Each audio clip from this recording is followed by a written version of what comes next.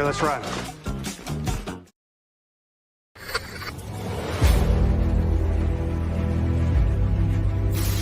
Your mission, should you choose to accept it.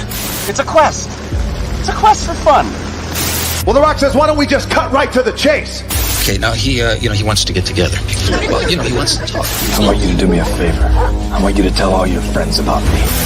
It's showtime, folks! What are you?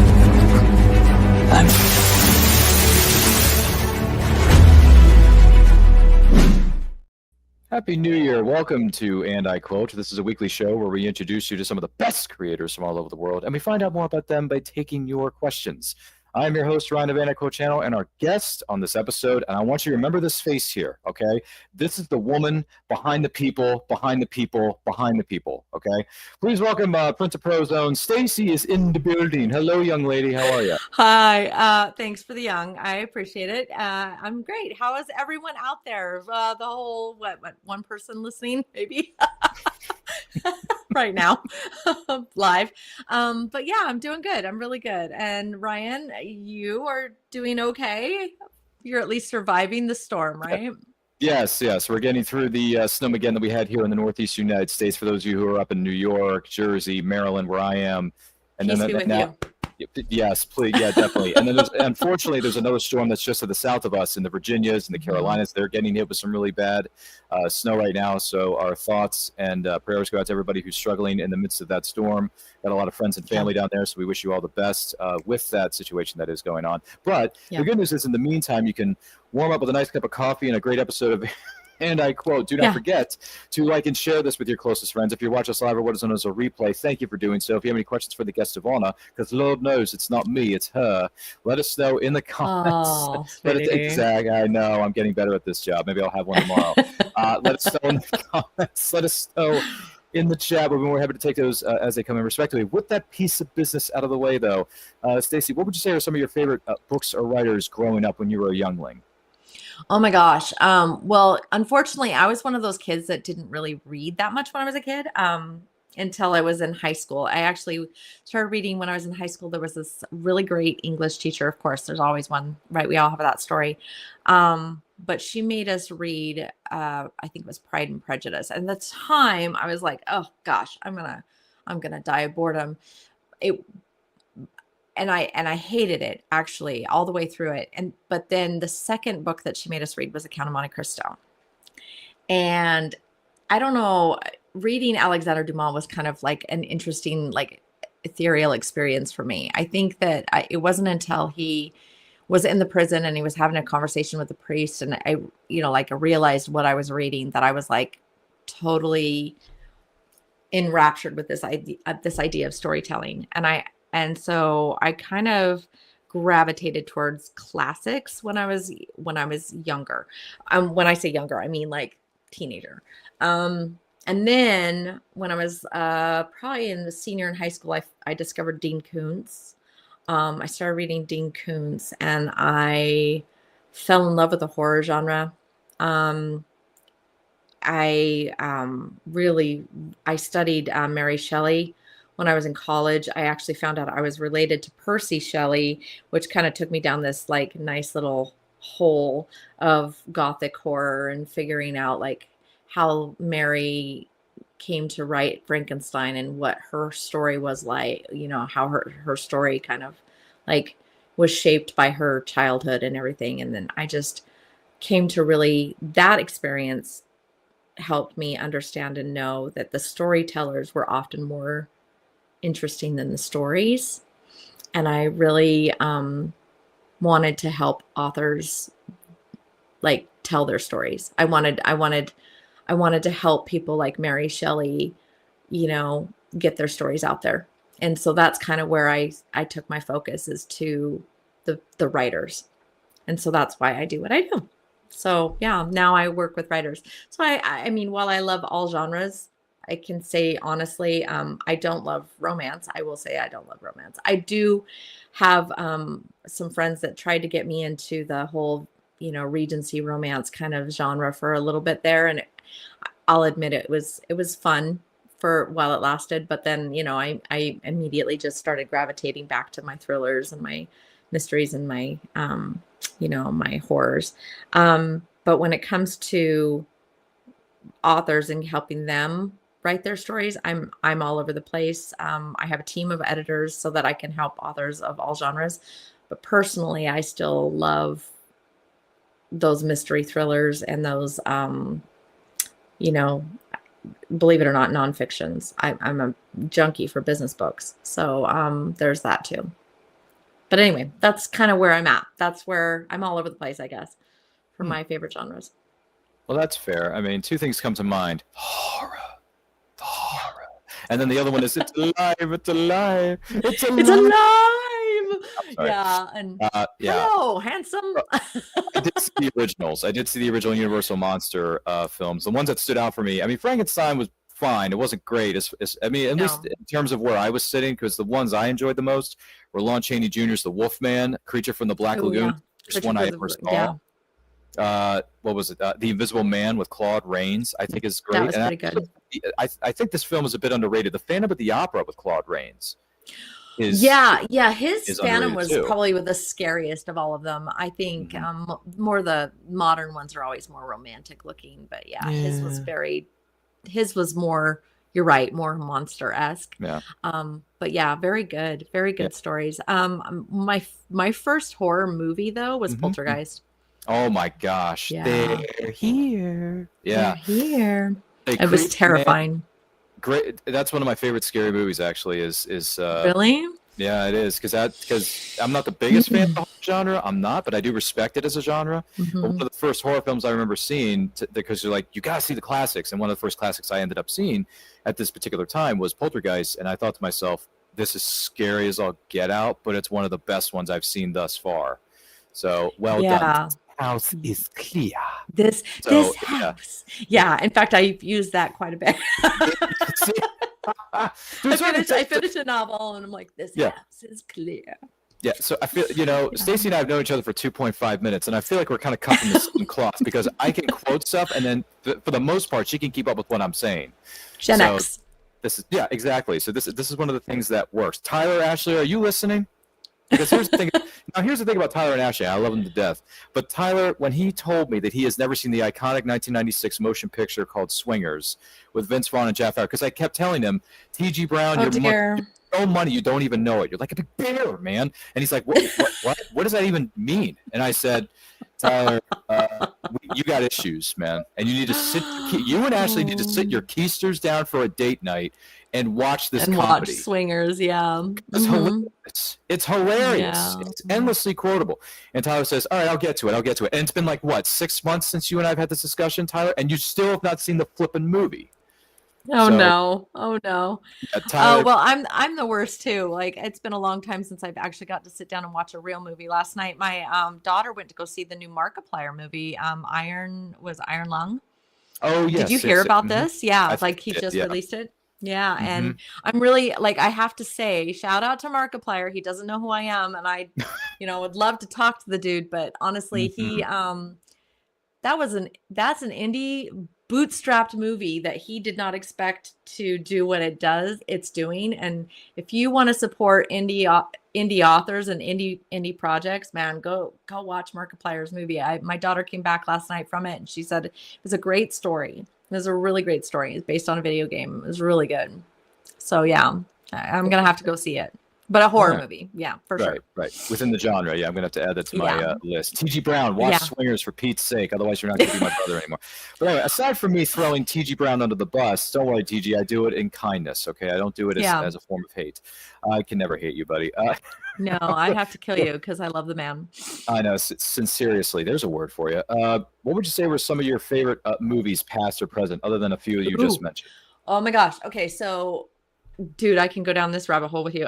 Okay, so Ferris Bueller's Day Off is always my go-to. Like, honestly, as far as comedy goes, that's I can watch Ferris Bueller over and over and over again. He'll keep calling me. He'll keep calling me till I come over. He'll make me feel guilty. I'll go. Yeah. It's like my favorite. Hey, listen, if you're not over here in 15 minutes, you can find yourself a new best friend. You've been saying that since the 5th grade. Right. in Egypt. Oh, so when what's this bucket went to Egypt land? Oh, when Moses went. I can't remember. He's like, let my Cameron go. It's like so good. Yeah. But John yeah, Hughes, no. baby. John Hughes. Yeah, John Hughes, amazing. But yeah, I love that movie. And then my husband and I, we bonded on that movie. I think that my go-to, I call it my go-to brain cleanse. It's always the Lord of the Rings trilogy. If I'm like needing to kind of refresh my story maker, sometimes like that's like, I hate to say it, but you know, when you get an awful book and you want to just kind of like, oh, I got to purge that from my brain. That's where I go is Lord of the Rings. It's my go-to. You know, Peter Jackson did a fabulous job with that movie. I think he did better than Tolkien did with writing it. And then, oh gosh, favorite movies. Let's see. Here's a lesser known. I don't know if you would know this one. It's called, oh gosh, and I can never remember the name of it. It's with Dennis Quaid, and he's a father and there's the radio. It's the radio with the oh gosh, Frequency. Frequency. Thank you. I can never remember the name of that movie. It was him and Jim Caviezel. Yeah. Jim Caviezel, yes. And that's one of my faves. I do like Jim Caviezel's version of The Count of Monte Cristo. Love that one. I like that one too. Four Feathers with Heath Ledger. Another Heath Ledger amazing one is, of course, the Knight's Tale. I love that one. We will rock you. Of course, that leads into Firefly, which I consider a movie, even though it's a series. I'll watch the entire Firefly movie. Serenity was the movie. Yeah, Serenity was the movie. But I love Firefly. I can watch Firefly all day long and over again. Coats, of course. Brown coats. Yeah, I'm the brown coats. In fact, on my helmet, I ride motorcycles with my husband, and on my helmet, on the back of my helmet, I have is it Nathan Fillion? Mischief. What is the quote again? Oh, you aim to misbehave. We aim to I aim to misbehave. So that's on the back of my helmet. But yeah, I love Nathan Fillion. In fact, I went to the San Diego Comic-Con a couple years ago. I was on a panel down there, and while I was down there, of course, Nathan Fillion, I knew he was going to be there because he always goes to the Comic-Cons. And so I was like, okay, I'm going to go to his panel. Of course, he was in the grand ballroom. And so I got there early. I dragged my best friend with me, and I was like, come on, we're going to go sit in the front row, and I'm going to look him in the eye, and I'm going to tell him, I love you, Nathan. Like I was going to literally have this moment with Nathan Fillion. And then they phoned it in. He zoomed in instead of being there live. I was so pissed. Got up in the middle of it and left. I was so mad. I'm so sorry. Nathan let me down. I'm so sorry you didn't get a chance to meet your Hollywood crush. I'm so sorry. Yeah, like he is definitely one of my Hollywood crushes. I loved Castle. Like, so I was just ready to sit down and like have a moment with him. Well, I don't know if you'd be interested in something like this, but a note I was handed a few weeks ago said that he's going to be in our nation's capital, Washington, D.C., March 13th through the 15th for Awesome Con this year. Oh, Nathan Fillion. Nathan loves those Comic-Cons. He will be in the Walter Reed Convention Center in the heart of Washington, D.C. So if you want to meet your Hollywood crush, he will be there. He lives in California. I'm just saying. My friend and I are supposed to be there that weekend, getting some autographs, meeting the people, and networking. Networking is extremely important in this business. Yeah. So I'm not sure if he needs to get an autograph from Nate. I got to text with him and figure out who he needs to get certain signatures from, respectively. But your boy is going to be in DC. So if you feel like hopping on one of your private jets and flying over here in March to see us, maybe we'll see what happens with the weather. Well, it'll be March at that point. The weather I know. will turn. I'm just saying. Let's just see what happens with the weather. Okay. All right. I mean, yes. We the never North know. Atlantic. But, true. The North Atlantic. Here in the Northeastern. The North Atlantic. We've had a unfortunate. You've had a weird bout of weirdness. Well, we had the worst winter here in Maryland. For those of you on the East Coast, where I am, we had the worst winter storm we've had in 10 years. Mm-hmm. So this past week. So what's crazy is that over here we've had the driest winter we've had in a long time. So it's weird. I always tell people, the earth is always always in a cycle, right? Yes. This is a cycle. Mother Nature is fickle that way. Other than the She's fact that Well, other than the fact that you've had a Hollywood crush on Nathan Fillion for about 25 years. Oh, yeah, at least. Sorry. And by the way, Lord of the Rings itself, the cinematic trilogy just turned 25. Yes, So, my friend just went to the theater versions the of extended those. editions. Yeah. Mm-hmm. She just did those. Fellowship of the Ring is my favorite. Oh yeah, mine is great. Return of the King. I love Return of the King. Although my best friend and I both agreed that the Two Towers, of course, is like the grossest of them all. It's just I can never. I still to this day can't watch Gollum's turn. Like I can't watch him turning into Gollum. It like when he starts eating the fish. Yeah. I'm like, I'm done. Like have to walk away. It's a little too big for our britches, yes, but I get it. But yeah, happy 25th to Lord of the Rings. 25th, Jackson. Yeah, one ring to rule them all, guys. One ring to rule them all. One ring to find them. Mm-hmm. Right. Yeah. It divides them. Divided, yes, among other things, yes. Aside from that, any favorite other TV series that stand out for you? Oh my gosh. My husband's redoing The Blacklist right now. I love that. Oh my gosh, those early seasons were killer. Those were good. He finished it and now he's rewatching it. And of course, it brings back all the I always kind of wish that seasons can hold on to the same magic that they have in those first seasons. But oh my gosh, the first season of Blacklist I bought on Blu-ray because I loved it so much. It's so good. Another one, I do love Doctor Who, but the one with Whovian, are we? Okay. Yeah, just a little. I'm not like I wouldn't call myself a Whovian. I'm like there's I'm definitely a fan of Dr. Nine. So yeah, like I'm a little bit of I have Scottish in my blood, so there's a reason for that. Oh gosh, TV series. Let's see. I've just always really kind of liked those older shows, those older really story heavy shows. My best friend keeps trying to get me into Lucifer. My daughter has started watching that and she wants me to watch it. Yeah. Tom Ellis. Yeah. So with that I don't smile know. of his, oh boy. Yeah, everybody really liked that. You know who I really had a huge crush on is Hugh Lowry. I loved House. I love House. Love House. You know what it could be? Could be lupus. Yeah, it's not lupus. It's not lupus, by the way. Differential diagnosis. Hello, sick people and their loved ones. I'm Dr. Gregory House. You can call me Greg. Yeah. I'm one of 3 doctors working at this clinic. However, I'm the only one who's forced to be here against his will. That's true, isn't it? Whatever. This lady over here is Dr. Lisa Cuddy. She runs this whole hospital. Sorry, I can quote House all day if you want me to. Thank you. That is a good You. impression. Hey, he's a great actor, great series. I like my early seasons of House. He's a great singer. Have you heard him sing? I didn't know he was a good singer. I didn't know he was a good singer. Yeah, I know he's a jazz. He can sing. Man, that man, my husband's really into blues and he loves. Yeah, and Hugh can sing. He's good. I'll have to look this up. Yeah, he's really good. But yeah, Hugh is great. And then I don't know. He's got my son even dressed like him for Halloween. It was great. Some classic movies that people don't really talk about too much. Labyrinth with David Bowie. Loved that. Goblin King, yeah. Yeah.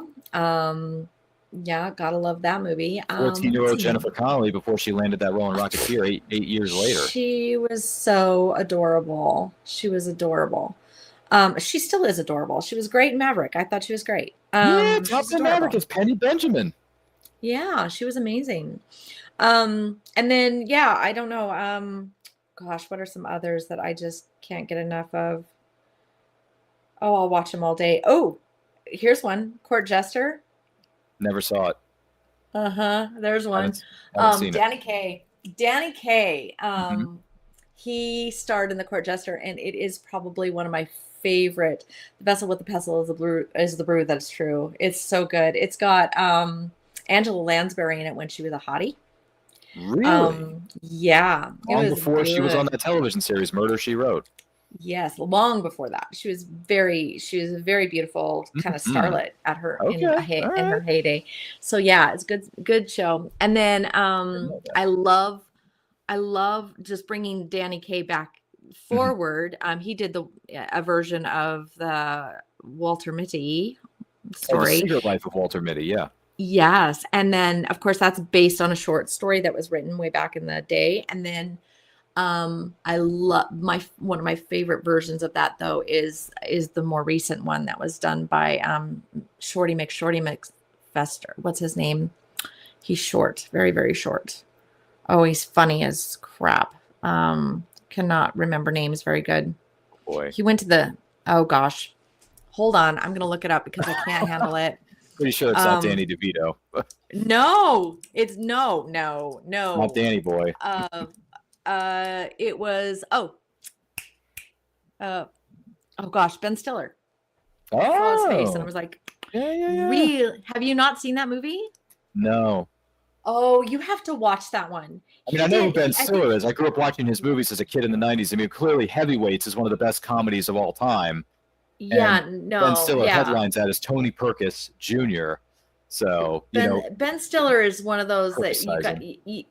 He's like, I think he's polarizing as an actor, but honestly, he's really good in The Secret Life of Walter Mitty. Oh. I really loved him. It's more of a dramatic role, of course. Sure. It kind of, sort of. I mean, of course, he gets to be Ben Stiller and be funny, but that version of the story is probably my favorite. He did a really good job. He produced it, and it was great. It was fabulous. In fact, now that I'm talking about it, I want to watch it again. But he did a really good job. So yeah, that's a good movie. And then I liked him in because my kids were little at the time, but all those Night at the Museum movies, he did a good job. Oh yes, too. Battle of the Smithsonian was my favorite. Yeah, don't cross this line. Yeah, Hank Azaria. Yeah, I love. Who basically voices like 30,000 different characters in one movie, one like with the Simpsons. Everything he's done with the Simpsons in the last 45 years. It's just like, man. Hank Azaria, is there anything this man can't do? Well, and the same goes for the guy in the Firefly. Going back to the Firefly. You mean Nathan Fillion? No. He was Wash. Is it Adam Baldwin or Alan Tudyk? Alan Tudyk. Yeah. Also the voice of K2SO in Rogue One. Yeah. And he also he's also the voice of Hey and Mulan and that's right. Moana and if you go back into if you check out his IMDb, you're going to be blown away by how much Alan Tudyk does. Dragon. I don't do that tongue thing. Anyway, he's one of my. He's a funny guy. Alan's a funny dude. And he's down to earth and amazing. I think he's like one of those genuinely nice people, which is kind of like crazy. Yeah.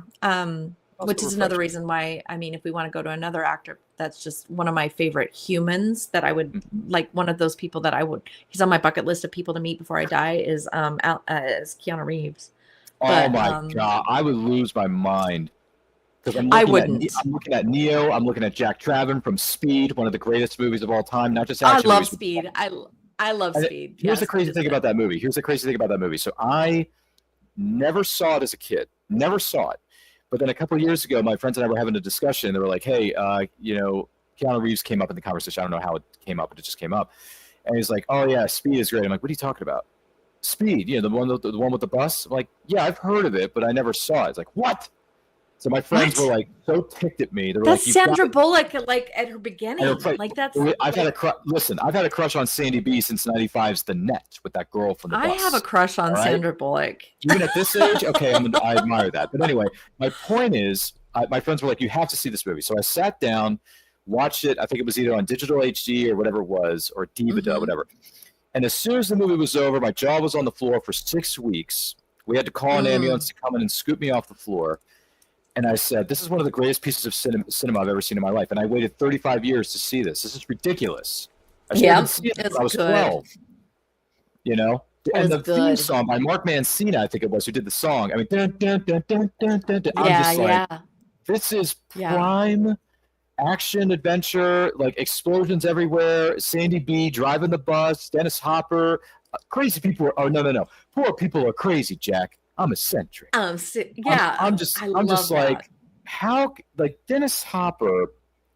Dennis Hopper's Oh an my Lord. amazing actor. And now Speed has become one of my all-time favorite movies. Not just action It's movies, but good. movies in general. I will say the sequels sucked, but like I did like the first one, and I can Everybody watch it says there over was and over never a sequel, so I don't know why you're talking about it. But anyway, with that being said, I want to remind you that this is And I Quote, aka the movie talk show between Stacey and Ryan. Don't forget to like and share with everybody. If you're watching us live on the replay, thank you for doing so. If you have any questions for Stacey and her unique taste in movies and Hollywood crushes, let us know in the comments. Let us know in the chat, because Lord knows we can go all night with this.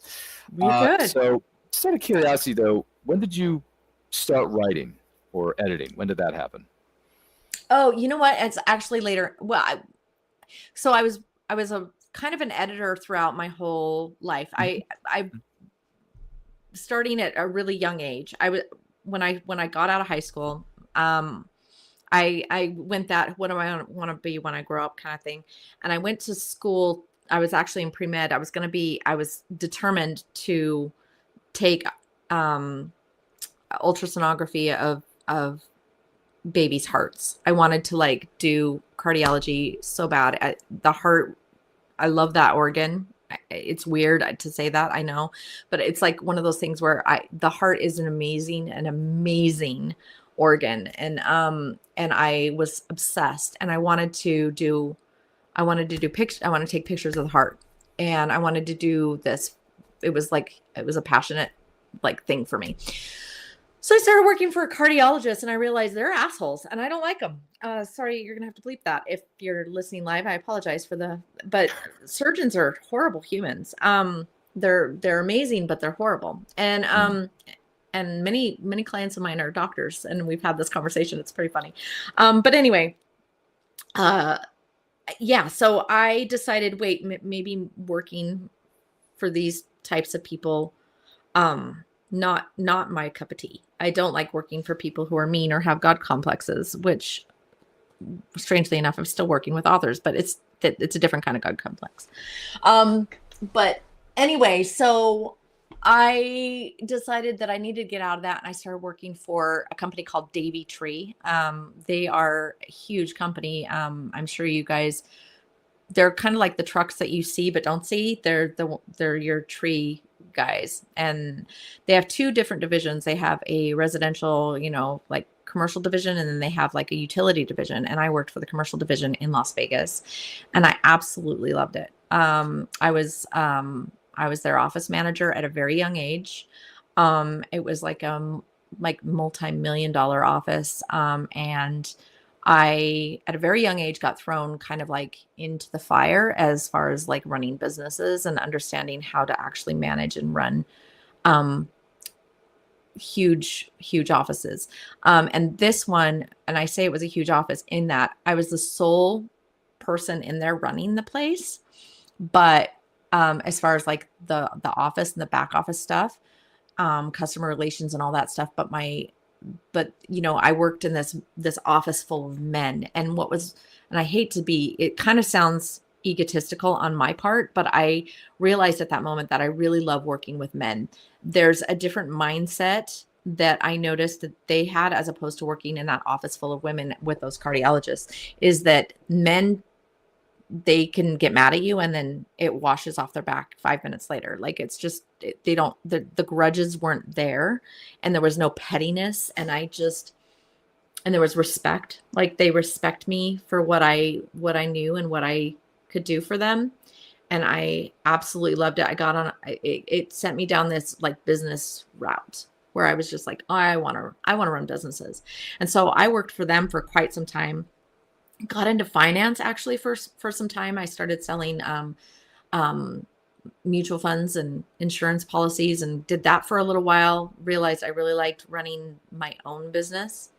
But I didn't want to do finance anymore. So I got out of that. I started working for a women's gym, and I ran and managed that for a while. And I was actually getting ready to buy a franchise and actually start doing that for myself. And my husband and I moved, and I kind of just wanted to be a mom for a while. So while I was doing that, I was just editing on the side, and I was just kind of like people would send me their stuff. I would edit manuscripts. I would edit academically. It was very much not professional in any way, shape, or form, but I really enjoyed it. I enjoyed like working with people and helping them improve their writing. And then it was about, I don't know, I was probably in my early 40s, and my best friend, Jeannie, shout out to Jeannie. She and I were walking around the track of the school one summer, and she's like, I want to go back to school. And I was like, that's nice. And she's like, I want you to come with me. And I was like, I'm old. And she's like, no, you can come. We can do this. We can. And I knew why she was asking me to do it. She wanted to copy off my papers, or she wanted me to, help her get her undergrad faster or whatever. Anyway, that's what we did. So we went back to school together. And while there, they made me take a class. This is a long story to tell you how this happened. But anyway, they made me take a class and they ask you, you're 40 years old, you're going back to school. What do you want to be when you grow up? And I absolutely had no idea. I was like, I don't know. My kids are almost grown. I don't know. What do I want to do? Pulling I want to do something. I'm making this up as I go.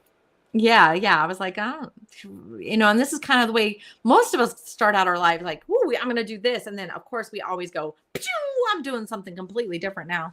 And that kind of happened. And so I was like, I don't know. I love reading. And my best friend told me you could be an editor. I'm like, no, nobody makes money doing that. I can't support my husband and myself doing that in retirement. There's no way.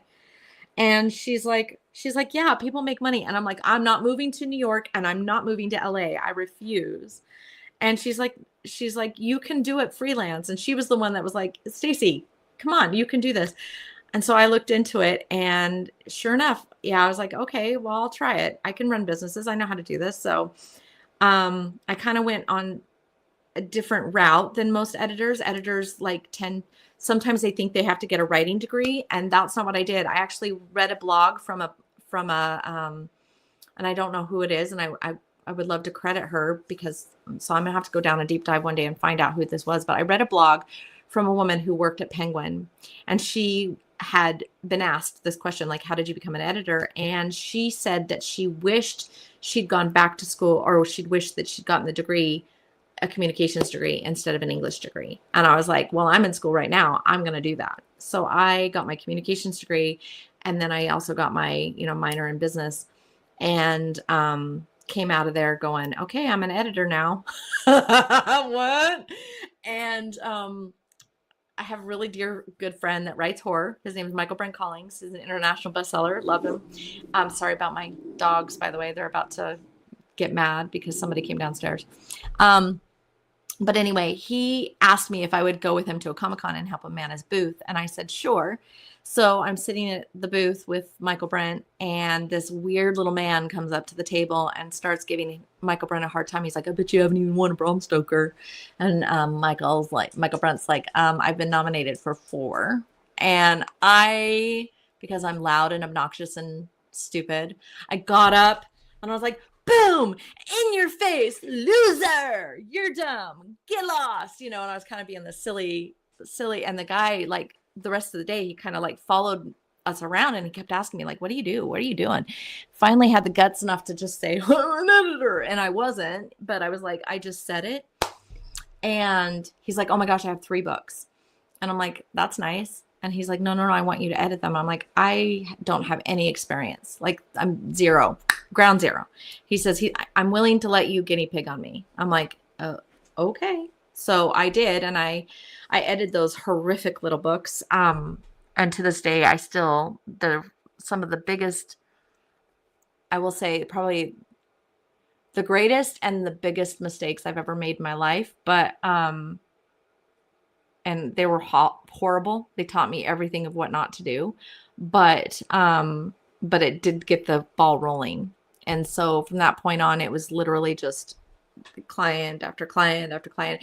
But every client that came in, and this is where it kind of morphed from editing to what I do now, and that is that every client was asking me, like, how do I actually publish? Like, now what? And the question was always, now what? Now what do I do? Like, you've edited the book. It's great. Now what? And I was literally doing the steps to help them publish their book. Like I was walking them through like, okay, this is where we're going to put it.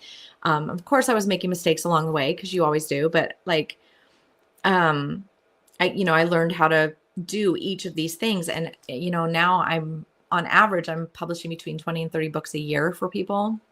I'm teaching them how to, actually do the work that goes into that, making sure that they're protecting their IP and their copyright. I'm a huge advocate for that.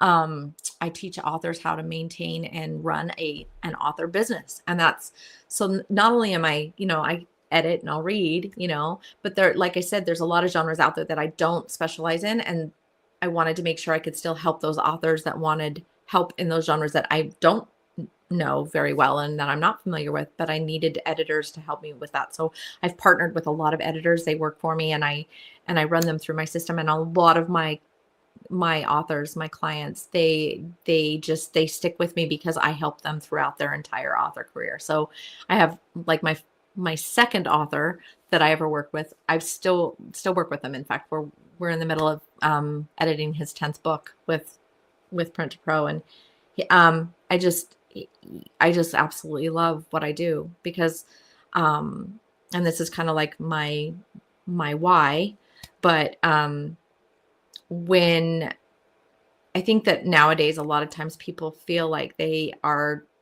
told that their voices don't matter, or that they feel like, or maybe that they're told that their voices matter and they're not saying the things correctly, or they're not saying them right. But one of the things that needs to be said for writing books is that they help us experience life in a way that we probably normally wouldn't, based on our circumstances, because our circumstances and our limitations prevent us from actually fully experiencing what this life has to offer. And I think nowadays, especially more than anything, one of the things that we fail to do is we fail to empathize with each other. We fail to like see somebody else's perspective and understand and know why they feel and think the way they do. And I think books help us do that. And I think that when I sit down and I actually work with an author to help them get what they want, that message out, and help them produce that in a way that they feel they're proud of, I think that it in some way helps make our society a little bit better, because we can see something different from a different perspective. So that's what I really love about books, is that you can experience more than what your circumstances will allow in this life. And so I believe that by helping authors write and publish, that I'm helping them get their voice out there and helping others see something in a new light. Mm-hmm. So that's... Yes! Hell yeah! Hey, come on, baby! Come on! Yes! Come on! Ah! Yes! Yes! Good quote. Good quote. I mean, that's the true Hollywood story you just told us. I mean, that's the best reaction I can give you for the 2.5 people that watch this show every single. Right. I honestly, no, that was money. Okay, your money. I want you to know this right up front. And TG, you got to watch this movie, otherwise I'm not going to be your friend. But I'm telling you, Stacey, your money. All right. Yeah. So, you just don't even know it. Honestly, your money. Well, you are money though. That's what I'm saying. So. That's cool. Thanks. I dig it. I support you 1,000%. Yeah, I mean, thanks. as someone, and by the way, I'm not tooting my own horn when I say this, but as someone who was 38 last year and got his first short story published last year, I'm very proud of you. Autistic adult from the middle of nowhere, Maryland. I mean, that's something that doesn't come around very often. So that's something to be not only talked about but celebrated. But it's like you were saying, it should be celebrated. I have a voice. I have something I want to say about storytelling, and that's my way of expressing it. So booyah! And by the way, check out veritasent.com for more info on the stuff that they're doing. Which, by the way, someone in the chat just chimed in. It's Terrence Leahy. Speaking of Veritas, Terrence Leahy's from Veritas Entertainment. He says, "Stacey has a background, and I love it." Oh, thanks, Terrence. I appreciate it. Yeah. Mm-hmm. And by the way, is he from Veritas? Is he Veritas? He is. Terrence is a member of the Veritas family. Yes. Let me show you something. Terrence is one of our good friends. He's one of our good buddies. Where is it? Yeah, where is it? I have it. I have Veritas right here. Ta-da! There it is. Veritas more. So, yeah. No, this was a beautiful book. We were joking about this one. We're just launching a Kickstarter at Alibi Syndicate Press right now, and it's an anthology. It's a noir anthology called True Romance. And I was talking about Veritas and how you guys did your book. It was great. So we were really excited I was excited to see TG in there. He's such a cutie patootie. I love that boy. Anyway. Collector. Yeah. Yeah. The fact collector. I just put that, I actually just republished an edition of his Jericho Burning. Oh, it's a hardcover, isn't it? Yeah, I made it a hardcover and added his Nashville Killer badge on it. Oh, that's right. He told me about that. Yeah. So he won Nashville Killer and on that book, and so we just added the badge to that, and I think it should be available to purchase in the next. If it's not already, it should be in the next day or so. But Tyler and I had a good chuckle about when Veritas published his Fact Collector. There's a nice little editor note between he and I that he didn't expect to be in there. It was one of those things. I asked him before he submitted the manuscript to Veritas. I asked him, I said, do you want me to clean up that manuscript for you? And he's like, oh, no, it's fine. I'll send it over. And I'm like, okay, well, I was thinking, well, it's fine. It is what it is. But it was such a, I mean, almost like treat for me to see that cute little note in there. So if you want to see it, you have to go get Veritas Noir to read it, but there's a cute little note in there between Tyler and I after the story is over, where we were talking about some ins and outs of like working through some character development there. So it was really fun. Yeah, I actually do have a copy of Veritas Noir on my TBR shelf, which is aside the other 115 books I have to read this year before I croak. I mean, because these my are TBR nice. has grown in the last 6 years, so Oh my gosh, my Noir, TBR is a whole bad. like a whole shelf. But mine this is one, a whole shelf. Yeah, this one is great because you just one little story. It's just one story. It's just short. I love anthologies for that reason because you can just get the short story and then you can move on to the next one. Yeah, so it's cool. But yeah, they did a good job with this book. It's beautifully produced. They have really great illustrations. The formatting was beautiful. Pictures, They did good. They did really good. So I'm gonna tout their little horn there. Good job, guys. And Terrence goes on to say, "Ooh, I'll have to check out this Kickstarter that Stacey mentioned." Yes. Yeah, it's called True Romance, and it's Alibi Syndicate is putting it out. We've got some amazing. We've got New York Times bestseller. We've got Vincent Zandri. We've got Tom Brazil. We've got we've got a couple of unknowns in there too that are like new to the genre. Reed. Joe, there's names. I mean, there's names. I should be better about this. There's lots of names. You know what they say on social media here, Stacey? Round up the usual suspects. Yeah, exactly. That's exactly what it is. Yeah. Because as our good friend Claude Rains would say, I am shocked to see the gambling in this establishment. Sir, here are your winnings. Yeah. All right, thank you. Okay, yes, this place is closed under the French precinct. Claude Rains is my man. Casablanca is one of the greatest movies of all time. So if you haven't seen Casablanca, go and watch that. Go and watch it. Casablanca is good. I mean, Bogey, Bergman, yes, but Claude Rains, he can steal that show. That's how good of an actor he is. Yeah, he was very, very good. He was very good. He was very, what's his name? Rick, I always wondered what brought you to Casablanca? Did you abscond with the church funds? Did you make off with the senator's wife? I happen to think you killed someone. That's as romantic in me.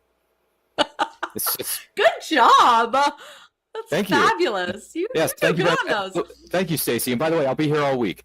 With that being said, you mentioned some of these already, but if there's anything you wish to add, you can toss this one into the mix if you want to. What would you say are some of the other rewards about being an editor or a publishing coach from your experience? Oh gosh, I get to meet a very diverse group of people. People, so one of the things that I grew up in a very conservative household, like very conservative, and it was somewhat sheltering, even though I grew up in Las Vegas. There's an irony for you. Yeah. But it was kind of interesting because I was very sheltered. I was very, my parents did a very good job of keeping me, kind of like protected, in this very, closed in kind of world, and focused, on, just being a religiously good girl. And of course I wasn't. I rebelled, because I'm an Aries, can't help myself. But anyway, Libra. my husband's a Libra. I'm surrounded by you crazies. But Sorry to disappoint you. but I guess what it was is like I came to understand and know that my passion is for people. I really do love people. I think that, like I said, I think everybody in this world has a reason and a voice and a purpose. And we're not all as crazy as the news makes us out to be. Like, I think that one of the things that I love, I follow the Behavior Panel. I don't know if you know who those guys are, but they're an amazing I'm group sorry, of I do not. they're amazing. These four guys, they study human behavior, and I'm kind of a junkie. And one of the guys his name is Chase Hughes, and he put out a video a couple I want to say a couple weeks ago. It's probably more than that, though. It's probably a couple months. And he talked about how kind of we're like in this cyclic world of like trash media, where we're constantly shown these horrific, weird instances where we all hate each other. And he was like, the thing is to break this cycle, we have to remember that we don't all hate each other. We all want the same things, and that it's not political. This isn't political. And he's so right. When I sit down and I talk to an author, and I can tell you, I've met, the atheist to the very religious, and I have clients all in that spectrum. And I have authors that are far right, and I have authors that are far left. And the crazy thing about it is I love all of them the same, and I can agree and come to a common ground on all points with them. And what I think the one thing that's taught me is that instead of seeing the differences in each other as a human race, we need to stop doing that. We need to stop it, because we aren't different. We aren't different. It doesn't matter what your gender is. It doesn't matter what your political affiliations are. None of that matters. That is all just garbage. And what you really are at the core of it is we're human, and we all are going through some crap, every one of us. And all of our crap stinks, and it stinks the same. And we're all made of the same DNA. We're all made of the same stardust. We all came from the same place. We all are living a life, and we are all here for an a finite amount of time. And that time is limited. And why waste it hating and creating discontent Discourse. in it? Yeah. Why? When we can share and experience this life in a much more full and rich way. And like I said, there's many times where I'll sit down with an author, and I have one, and he's so funny. He loves to send, I don't know why he sends me this stuff, but he'll send me political stuff all the time. Like all the time. I never comment on it, but he continues to send it to me, and he'll text me all day long, just mean, hurtful, hateful comments about the opposite side of the, political spectrum from him. And I never comment. But what's funny is that he feels comfortable enough to do it. And the thing is he doesn't even realize it, that I don't agree with anything that he's saying. but it doesn't matter, because I still love him. And I still want to see him succeed. And I still want to see his project succeed. And I care about him as a human. And I care about him and his life and what he's doing. He lives in Oregon. And I don't know if you guys remember, but this summer Portland was underwater.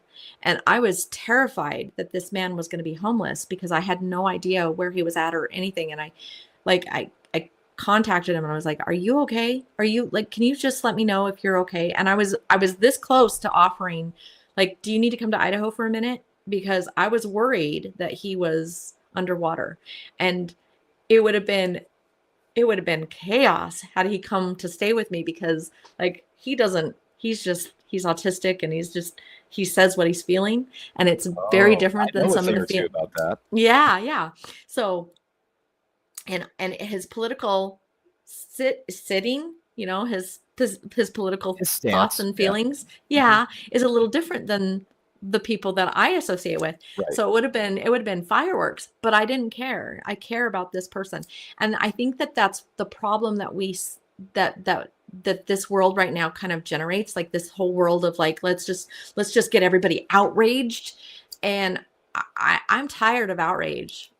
I'm tired of it. Like, I don't like it. It's exhausting. I would rather find out what's going on in somebody's life and see if there's something I can do to help make them have a better living experience. You know what I mean?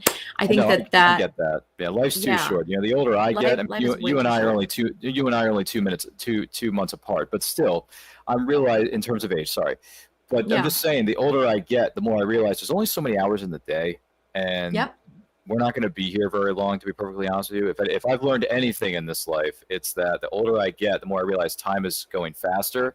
We're losing it. And we're not going to be here that much longer. So if you're going to do something, or you're going to go after a certain goal or a dream, whatever it is, do it now, because you're not, if you don't do it now, you're going to miss 100% of the shots you don't take. And 3, and I actually had this conversation with a friend of mine last night. It's, you know what, we know who we are. I know what I want. This is who I am. I'm going to put my cards on the table. If you're cool with that, that's great. But if you don't like it, or don't like me for some other, whatever it is, by the way, that's fine too. It's who you are, right? I kind of, to a certain extent, I guess I could say I wear my heart to a certain extent on my sleeve, because I came from a very loving set of parents. So it's like, mom gave me the loving and caring attitude. Dad gave me the sense of humor and the jokes. So you combine the two. I have the same thing. Yeah. You combine the two, and this is what is created. It's me.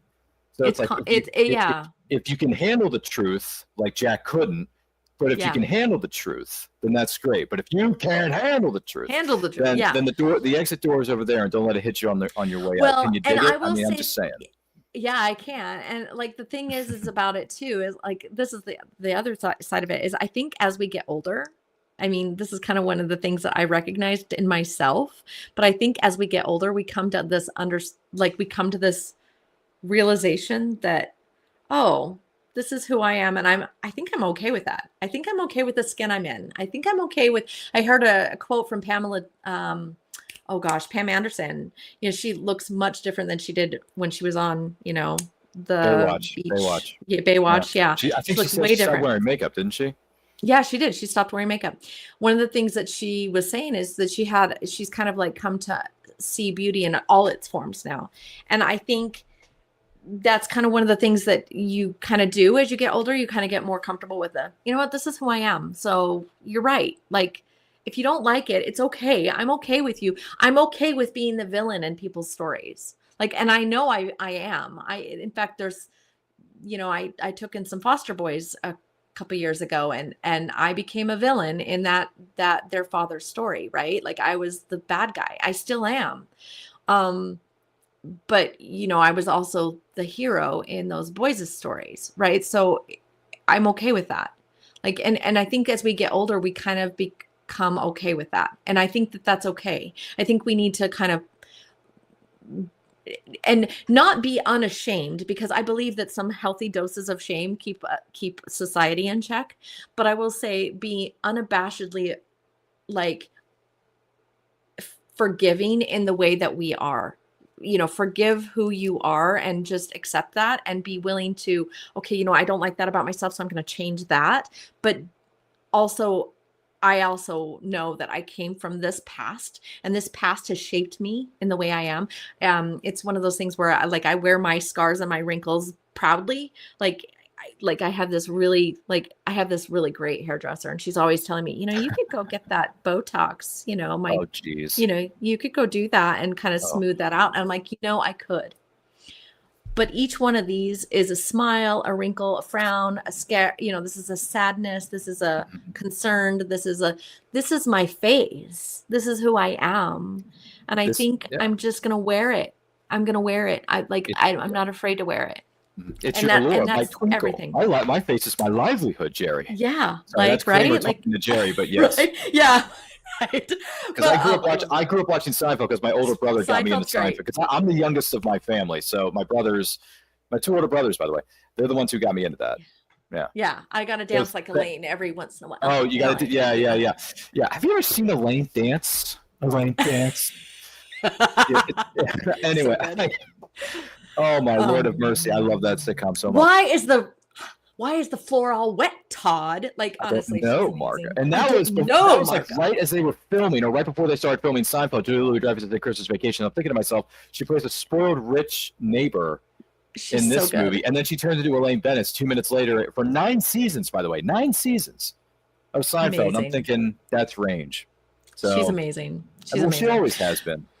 Yeah, but anyway, so that being said, I think that just accepting each other for who we are, accepting each other for the battles and the wrinkles that we've all acquired, and just all battles leave scars. All battles leave scars, and some you cannot see. I would say all of them you can't see. I mean, you can see scars from people being physically maimed, but that doesn't tell you what's really going on in the head, right? But it's funny some you bring up the people hero are and the more villain resilient thing. than others. Yeah, Yeah. but it's funny you bring up the hero and the villain thing, because it reminds me of what our former district attorney Harvey Dent said. You either die a hero or you live long enough to see yourself become the villain. Yeah, and that is totally those are totally true. You can and I'm not kidding. And it was funny there for a while. There was a lot of kickback when people were doing those villain origin stories, like Maleficent and Joker. Oh, I love Joker. The other one was that kind of got some was the Cruella. Yeah, Venom. Venom was another one. Yeah. So there was a lot of people that just hated on those kinds of things. You're normalizing the villain, and what my take of it was wait a minute, they are normal. The villains are normal. They are normal people. They're just the bad guy in somebody else's story. When you talk to the villain, they're not going, I'm a villain, I'm evil. They've all got their own hero journey that they're going through, and their perspective is just different. And so that is true with every villain out there. You're never going to, in fact, when I'm talking to my writers about their specific stories, and I'm helping them understand and know that they have to develop their antagonist as deeply as they do their protagonist, because the antagonist has its own reasons for doing what it's doing to the protagonist, right? So you have to understand why there's an opposition there.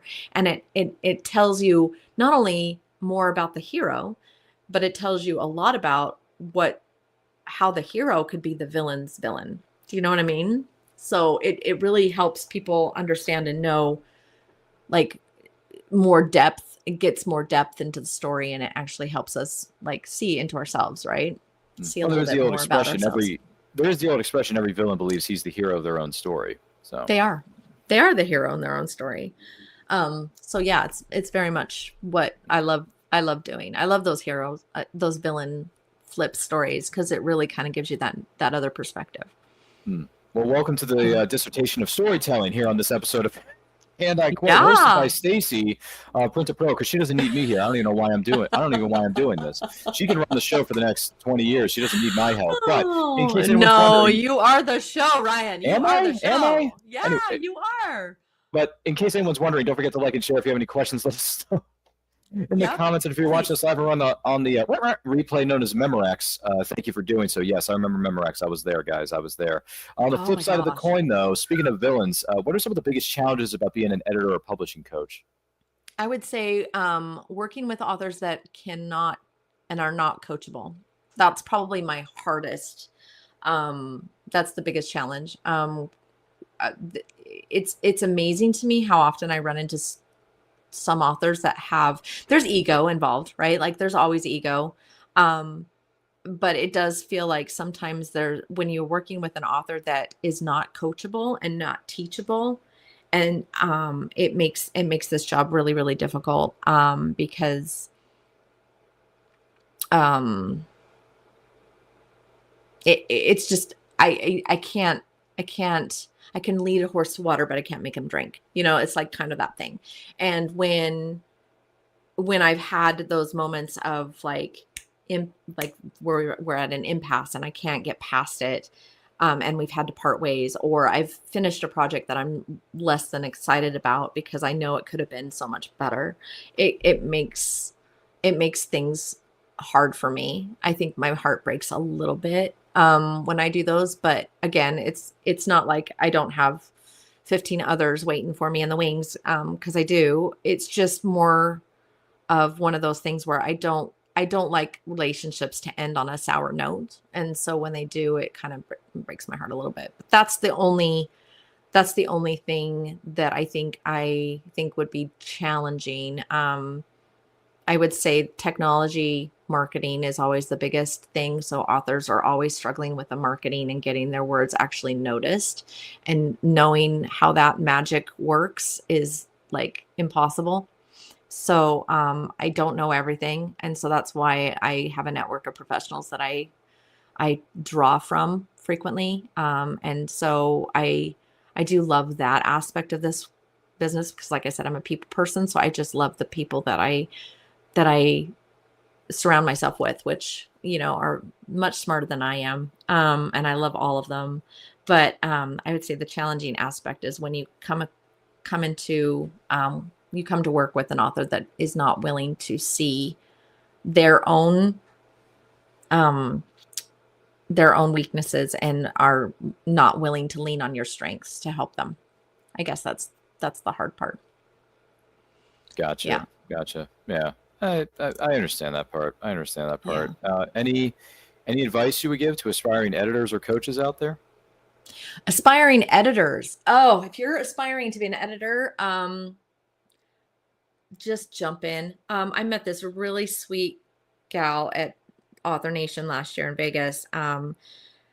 We had our booth across from hers, and when she was setting up, she had cute little stickers and stuff like that. And I walked over to her at one point and I said, "Hey, so tell me what you do." And she's like, "Well, I'm an editor." And I'm like, "Yeah, what do you edit?" And she says, "Everything." And so I immediately got scared for her because you should never say that. So I guess my biggest advice for an editor who's aspiring to be an editor, who's aspiring to be a professional editor, don't say that. I have a really good friend, Kristen Iris, who's an amazing editor. And early in my business, she caught me and she taught me something that I will never, ever be able to repay. She told me to find my niche and niche out.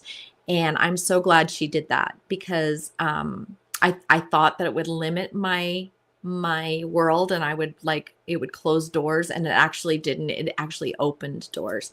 So I would say find your niche, specialize in what you know and do best, and then create that network of professionals.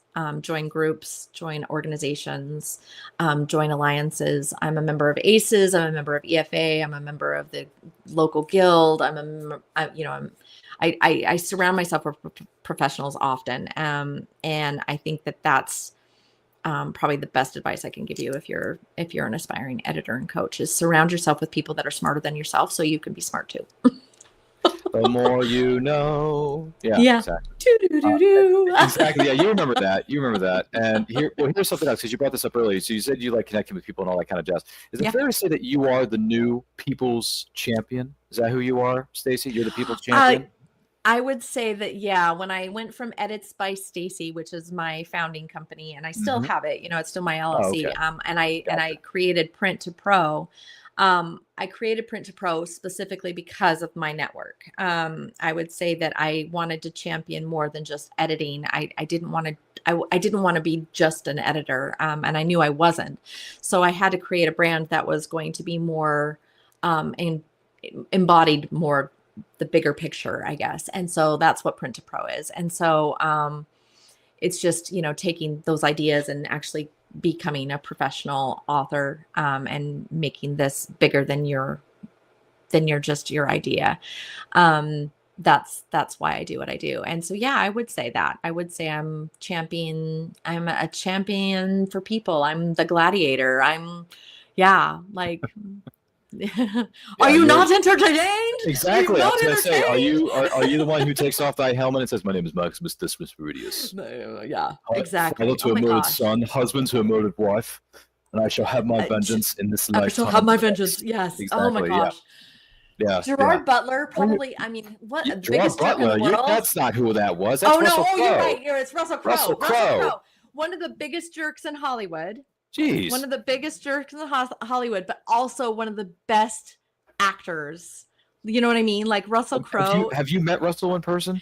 No, I've watched a bazillion interviews with this man, and he is amazing, but also just like you want to kick him in the knee. But well, he does have his issues. Cool guy. Yeah, well, we all do, right? But that's why I'm saying, like, you can hate them, but you can also love them for who they are. I think he's a great actor. You know. He's a great actor. He knows what he's doing. There's so many people like that, right? Like in our lives, like I can function with somebody that I don't get along with and I wouldn't be best friends with. You know what I mean? Like I can function with that person because I understand and know that they have talents and they have knowledge that I want. So it's the thing, you guys. And that's why I'm saying, tear down these walls, these divisions. They're no longer necessary.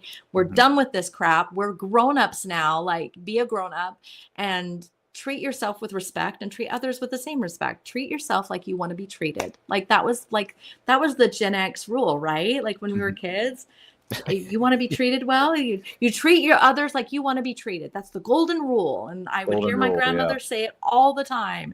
And there's truth to that. There's the golden rule, and then there's also the catchphrase from Parks and Rec: treat yourself. You know? Right. Because this is how I treat myself, Stacey. I treat myself by doing retail therapy or going to bookstores and just buying books. Retail therapy is the best, but movie therapy is also the best. Yes, with streaming services being what they are, we have access to a lot of pieces of material that we otherwise wouldn't be able to get. So yes, thank you for streaming services as well as digital HD movie libraries, because my friend and I were talking about this, and he and I piggyback or share this thing. And the fact that he has 900 movies on a certain app that I will not mention, I'm just thinking to myself, it is out there, I'm just saying. But I have access to 900 movies, and I'm like, I can watch Back to the Future whenever I want. I can watch Aliens whenever I want. I can watch Breakfast Club. I can watch Rookie of the Year. Breakfast Club. I can watch Captain Ron with Martin Short and Kurt Russell whenever I flippin' want. Yes. Good movies. It's underrated. Captain Ron is severely underrated. Yeah, I have that same app. It makes it very easy. Like the other day, my daughter came downstairs and she's like, "Mom, I want to watch this movie, and we don't have it on. We don't have it." I'm like, "Hold on," and I just pulled it up and I bought it for like $3.99, and I was like, "Now we do." That's what I was referring to. Yes, there's hundreds and hundreds of movies on that thingamabob. So yeah, I can just click on it on my smart devices, mind you, and just be like, it feels like for instance, it feels like a Tremors kind of day. Let's put on Kevin Bacon and Fred Ward. Yeah. Mm-hmm. Yeah. Are you going to give away all this personal freedom? I don't know. Anyway. Yeah. Handy men we are handy men. I liked him in Footloose. I liked Kevin Bacon in Footloose. I actually just saw that for the first time like a year or two ago. Did I ever tell you that? Yeah. Oh my gosh. I enjoyed it. Though. Let's hear it for the boy. Yeah, let's hear it for the boy. Well, not only that, but the "Holding Out for a Hero" by Bonnie Tyler. Yeah, There we go. With the tank, with the tractor sequence. Yeah, the tractor sequence. That kind of goes without saying. Anyway, Kevin Bacon, 50 years later, and he still looks the same. Both he and his wife actually look really good. You know what? I love that he sings to his goats. And Did you know that he does that? That I didn't know, but I also know he still dances with his wife Kira Sedgwick, aka the closer, Brenda Lee Johnson of the LAPD. Yes. Beautiful woman. But they've been married 100 years. 100 years. Bless their hearts. Bless their hearts. Yeah. He does. He sings to his goats. You should follow him on Instagram. He's great. Is he on Instagram? He is on Instagram. All right, Kevin, can we I'll have to get on that Yeah. at some point. So Yeah. gee whiz, Kevin, 6 degrees of Kevin Bacon. Any other special memories for you from being at author sponsored events or other conventions? Oh gosh. I don't know. I like I said, I've had some really great people along the way that have helped me become who I am. Some are still around and some are not. Some are, some we had some falling outs, but each one of them deserve a place in my heart for the credit that they deserve. And that is for teaching me who I am and who I have become. And I love every one of them. But I will say that one of the fun memories that I have is I remember I have one client. It was the beginning of a relationship and the end of another. And working with this guy, he was being ghostwritten by one of my previous clients, and he had an amazing story. He was a WWE wrestler at the time, and he had had a falling out during COVID, and then they brought him back. And he was the heel for a long time there. And I don't know if anyone out there is a follower of WWE, but it was Killer Cross, Karrion Kross. And he's an amazing guy, and he's written an amazing story about his life. And it was published, I think last year, finally, by a publisher. And it's just a beautiful book. But anyway, I had the privilege of helping him with that project. And one of my favorite experiences of that was, here's this guy. He is a big, beautiful human, scary. He's the bad guy, right? In the WWE. And he has this beautiful wife, whose name is her handle is Scarlett, and she's beautiful, right?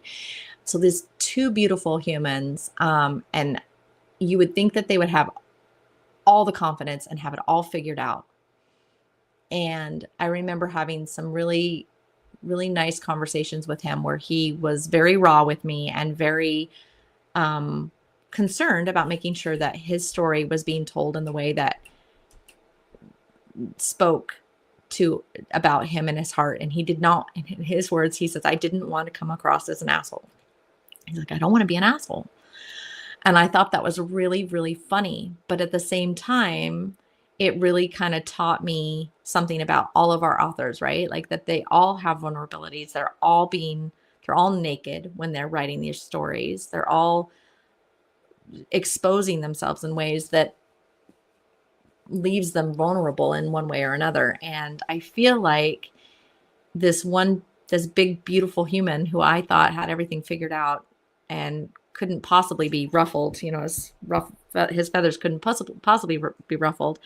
It taught me that every one of us have soft spots, and every one of us have vulnerabilities, and every one of us need to be loved and need to be told it's okay, and that they're good, and they have a place here.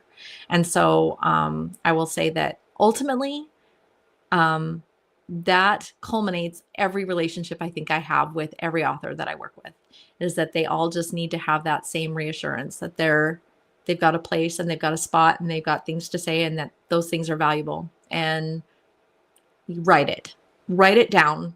I don't care who's telling you that you can't do it anyway. Don't listen to them. It's the rule breakers in this world that actually keep us moving forward. So just don't let anybody tell you can't.